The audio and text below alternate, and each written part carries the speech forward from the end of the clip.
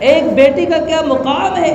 رسول اللہ صلی اللہ علیہ وسلم فرماتے ہیں، صحیح مسلم کے اندر حدیث ہے، فرمایا من عال جاریتین حتی تبلغا، جو شخص 2 بیٹیوں کی کفالت کرے، صرف 2 بیٹیوں کی کفالت کرے اس وقت تک جب تک وہ جوان ہو جائے، بلوغت تک پہنچ جائے، ان کی اچھی تربیت کرے، ان کی اچھی پرورش کرے، تو فرمایا میں اور وہ جنت میں اس طرح قریب ہوں گے جس طرح یہ 2 انگلیاں قریب ہیں۔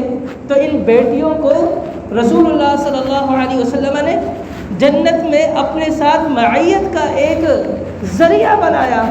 رسول اللہ صلی اللہ علیہ وسلم نے فرمایا کہ جس شخص کے 3 بیٹیاں ہوں اور وہ ان 3 بیٹیوں کی وجہ سے آزمائش میں مبتلا ہو اور وہ ان پر صبر کرے، تو فرمایا کہ اس کے لیے جنت کی خوشخبری ہے، اور یہ بیٹیاں اس کے لیے جہنم سے آڑ ہو کر آئیں گی۔ ایک صحابی نے کہا یا رسول اللہ ومن استطیع، 2 کے بارے میں آپ کا کیا خیال ہے؟ آپ صلی اللہ علیہ وسلم نے فرمایا جس کی 2 بیٹیاں ہوں اس کے حوالے سے بھی یہی حکم ہے۔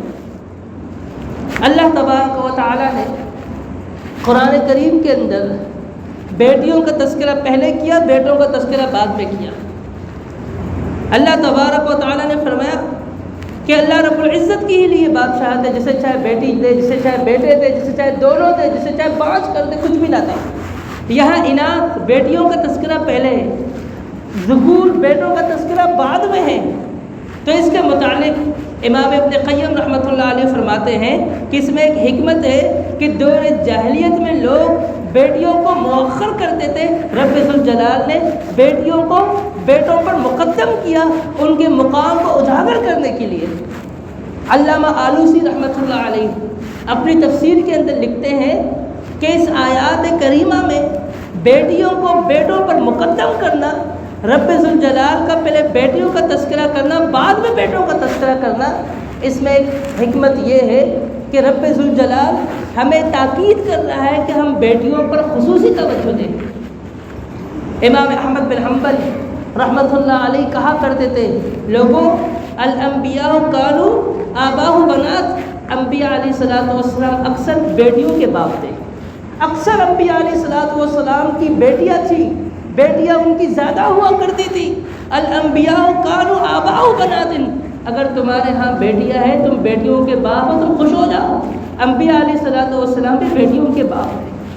محمد مصطفیٰ صلی اللہ علیہ وسلم کے بیٹے بچپن میں فوت ہوئے، بیٹیاں بڑی عمر پائی، اور ایک بیٹی حضرت فاطمہ آپ کی وفات کے بھی 6 ماہ بعد فوت ہوئی ہے۔ رسول اللہ صلی اللہ علیہ وسلم فرماتے، مجمع الزوائد کے اندر علامہ حیثمی رحمۃ اللہ علیہ روایت نقل کرتے، حسن درجے کی روایت ہے، فرمایا لا تکرہوا البنات، بیٹیوں کی پیدائش کو ناگوار مت سمجھو، فإنہن مونسات الغالیات، یہ بیٹیاں بہت زیادہ محبت کرنے والی ہے، پیار کرنے والی ہے، اور یہ الغالیات بہت زیادہ قیمتی چیز ہے، بہت مہنگی چیز ہے۔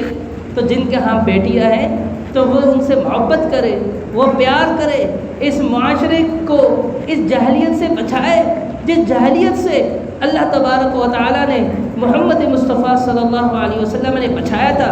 جن کے ہاں بیٹیاں ہیں وہ خوش ہو جائے، یہ بیٹیاں ان کو جنت میں لے جانے کے سبب ہے، یہ بیٹیاں ان کے لیے جہنم سے بچنے کے لیے آڑ ہے۔ تو بیٹیاں جن کے پاس ہو وہ پریشان نہ ہو۔